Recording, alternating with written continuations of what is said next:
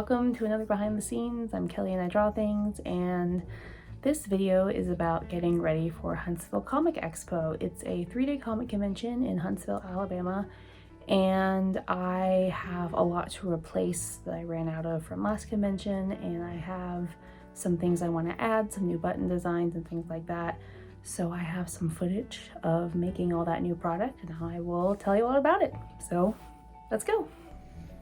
The first thing I did for this convention was stickers. I printed them out on sticker paper using my printer in my studio, and then I send them through my Silhouette Cameo 4. This is a machine that cuts them out all nice and even and saves me a lot of money because I don't have to send them out to a manufacturer. This sticker specifically is new for this convention, and it's a little cat, little plant. Very excited. I think it's super cute. And then I printed a bunch of Pokemon as well. So I take these Pokemon and I put them into mystery packs for Pokemon Kanto teams with 6 stickers each. And they sold really well last convention, so maybe they'll sell really well this convention. You never really know. But I've been drawing through the original 151, and I have drawn some more since I made packs last, so now there are more options. And I just think they're really fun to see them all together. It's just a good time. So after I actually make the stickers, and I have to make the packs. So my mystery packs consist of a little folder that hides the stickers from view, a plastic bag to keep them all together, and a header card. I use scrapbooking paper to make the header card. That's what I'm doing here, is cutting that. And then I cut out the little envelope folder packaging thing that actually goes around the stickers themselves to hide them from view. And then I assemble them all together.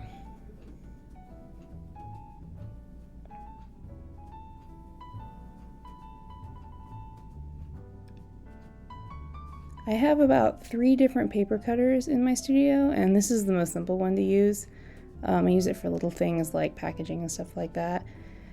And then I take those envelope things, cards I guess, and I use my bone folding tool to crease them so they lay very flat and they don't puff up when they're all packaged away. It's a very assembly line approach I take to packaging things, where I do everything step by step instead of each individual item one by one. And then it's time to actually pack the stickers. So I make the teams pretty randomly, but I try to not repeat type too many times. I try to have no more than 1 starter or 1 legendary in each pack. And I try to give people a variety of colors, since this is a very visual item. So if like all the Pokemon are blue, which is very easy because there are so many water Pokemon, I try to shake it up. So there's a little thought process, but it is pretty random for the most part.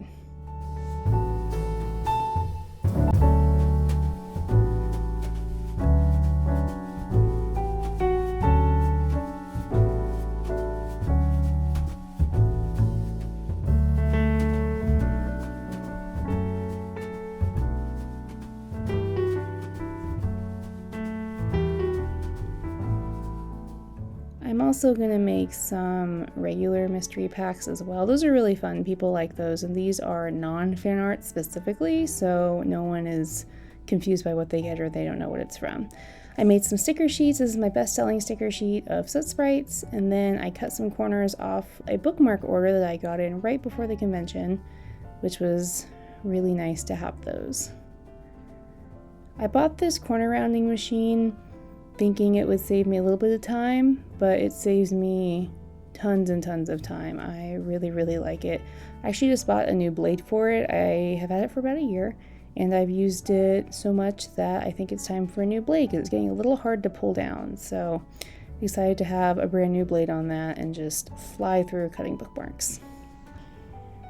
Then after I finished cutting bookmarks, I moved on to creating buttons. So these designs are new. I went through my favorite Pokemon drawings so far from the 151 and pulled out the ones that I thought would work well for buttons. And this is me assembling them to print based on a template from my manufacturer that made the machine.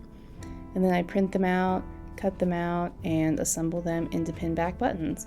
My button machine is 1 inch, 1¼ inch actually, and it has 4 different little parts that all come together to make each individual button.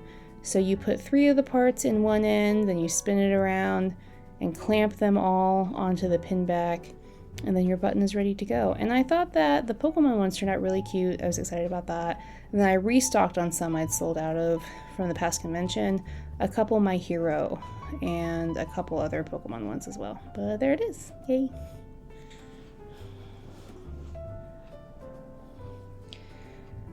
So because I had so many new ones, I completely redid my button display. This is a display case that has been really great. I used to just have them kind of out in the open and people would try to pull them off my display on the wall. So having them behind glass is really nice, but assembling them in nice little rows so people don't get overwhelmed and they can kind of scan them has been something that I think works pretty well. Then I take the rest of them and organize them into these jewelry parts, plastic containers I got from the craft store. And I try not to make more than 5 or 6 buttons of one design at the same time, because then I'm just left over with a ton of buttons if they don't sell, which I have a habit of doing because I'm like, oh, this will sell great, and it doesn't sell at all. You never really know what's gonna stick. After I got my buttons all organized, I started redoing some of the stickers in my sticker book. This is the book that lays on my table that holds all of my prints, stickers, and sticker sheets, because there's no way I can fit them all on my vertical display, so they're in a nice little book. I added kellylatham.com in a teeny tiny line on some of the fronts of my stickers when I reprinted them, so people can come back and find me easier, because it's really hard to remember where you got what at a convention. So I'm replacing those in the book here. After that, I made some coupons. I have had coupons in my table display set up for a long time, but they were ugly and old, so I made some new ones. They have some color on them and my logo and are a little more organized and easier to read, and I'm really happy with them.